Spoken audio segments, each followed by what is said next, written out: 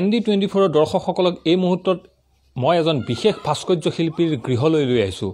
মই এইভাবে এই গৃহলৈ লৈ আহিছোঁ যে এই ভাস্কৰ্য শিল্প, এই চিত্ৰশিল্প যে আজিৰ সময়ত অসম তথা অসমৰ গ্ৰামাঞ্চলত স্বাৱলম্বিতাৰ যে অন্যতম এক পথ হ'ব পাৰে, তাৰ এখন ছবি তুলি ধৰিবৰ বাবেহে মই এই স্থানত আহি উপস্থিত হৈছোঁ। মোৰ সহযোগীক মই দেখুৱাবলৈ অনুৰোধ জনাম এক বিশেষ দৃশ্য। এই যে মই যি স্থানত উপস্থিত আছোঁ সেই স্থানত এই বিশেষ এই যি শিল্প, এই যি ভাস্কৰ্য শিল্প, এই ভাস্কৰ্য শিল্প টিয়ক নগৰৰ একদম দাঁতিতে লাগি থকা এখন বিশেষ গাঁও গোৱাল গাঁৱৰ এজন যুৱক, এজন শিল্পীয়ে নিজ হাতেৰে, নিজৰ নিপুণ হাতেৰে নিৰ্মাণ কৰা এক বিশেষ শিল্প। আৰু এয়ে নহয়, বিভিন্ন ধৰণৰ শিল্প তেখেতে, ভাস্কৰ্য শিল্প ইতিমধ্যে তেখেতে প্ৰস্তুত কৰিছে।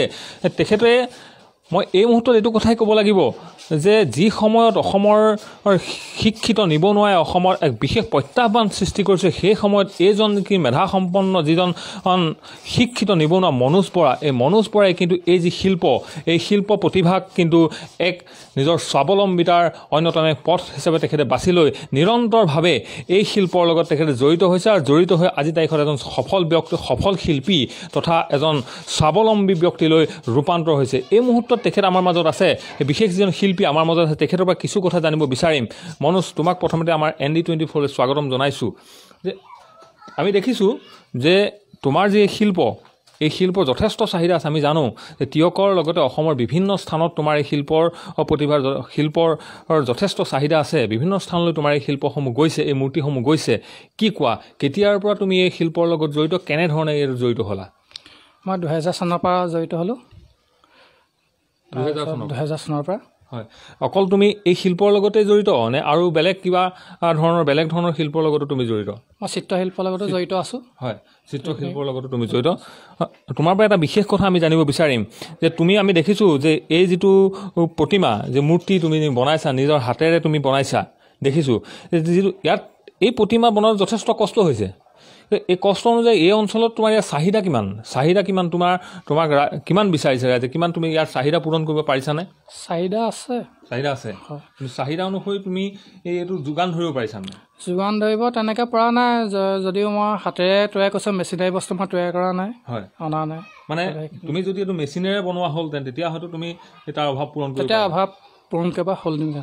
হয়, আৰু এটা কথা মই সুধিব বিচাৰিম যে এইটো তুমি যিহেতু চিমেণ্টেৰে বনাইছা, যথেষ্ট কষ্ট হৈছে, চিমেণ্টেৰে বনাইছা, সময়ো যথেষ্ট চাগে লাগিছে, আৰু সেই অনুসৰি তুমি ইয়াৰ যিটো মূল্য, ইয়াৰ উচিত মূল্য তুমি পাইছানে? নাই পোৱা তেনেকৈ। উচিত মূল্য এতিয়ালৈকে পোৱা নাই। আজি তাৰিখত তোমাৰ এইটো উপাৰ্জনৰ অন্যতম এইটোৱেই নেকি? আৰু বেলেগ তুমি কিবা বৃত্তিৰ লগত জড়িত নে তোমাৰ উপাৰ্জনৰ এইটোৱেই? উপাৰ্জনৰ আপোনাৰ মূৰ্তি, পেইণ্টিং সেইখিনিয়ে কৰি আপোনাৰ চলাবলগীয়া হৈছে। হয়, আচলতে এইটো কথা এই মুহূৰ্তত ক'ব লাগিব যে যিটো সময়ত অসমত শিক্ষিত নিবনুৱা সমস্যা অসমৰ এক প্ৰত্যাহ্বান সৃষ্টি কৰিছে, সেই সময়ত কিন্তু এনেধৰণৰ এইসকল শিক্ষিত নিবনুৱাৰ যি নিৰন্তৰ যি প্ৰয়াস, নিজৰ শিল্প সাধনাক যিটো পেছাগত ৰূপ দিয়াৰ যি প্ৰয়াস কৰি আছে এইজন শিল্পী, এই শিল্পীজন এক নিদৰ্শন হ'ব লাগে।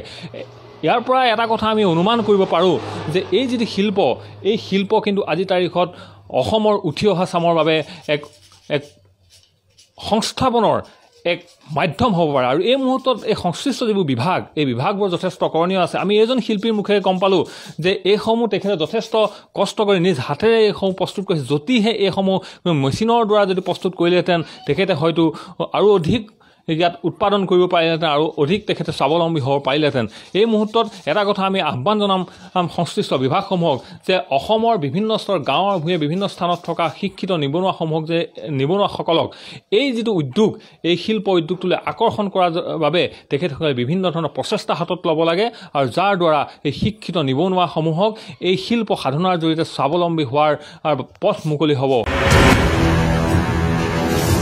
ND24